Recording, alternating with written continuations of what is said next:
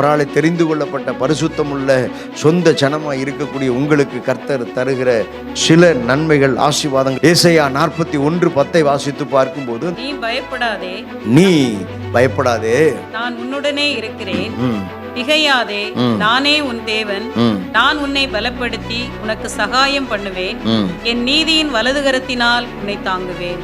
முதலாவது சொல்லுகிற ஒரு ஆசீர்வாதமான ஒரு வார்த்தை, மகனே மகளே பயப்படாதே, நான் உன்னுடனே கூட இருக்கிறேன் என்று இந்த காலை வேளையில சொல்லுகிறார். அல்லேலூயா.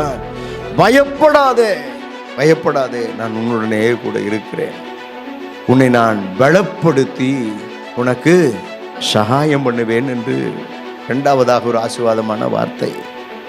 மூன்றாவதாக தேவ பிள்ளையே, இந்த வசனத்தினுடைய அடுத்த பகுதிகளை பார்க்கும்போது, என் நீதியின் வலது கரத்தினால் உன்னை நான் தாங்குவேன். தேவ பிள்ளையே, இப்படி 3 காரியங்களை உங்கள் மனதில் வைத்துக் கொள்ளுங்க. பயப்படாதே, நான் உன்னுடனே கூட இருக்கிறேன் என்று தைரியப்படுத்தி இருக்கிற கர்த்தர். அது மாத்திரமல்ல, உன்னை பலப்படுத்துவேன், உனக்கு சகாயம் பண்ணுவேன் என்று சொன்ன கர்த்தர். என்னுடைய நீதியின் வலது கரத்தினால் உன்னை தாங்குவேன் என்று சொன்ன கர்த்தர். யாருக்கு இந்த ஆசீர்வாதங்கள் எல்லாம்?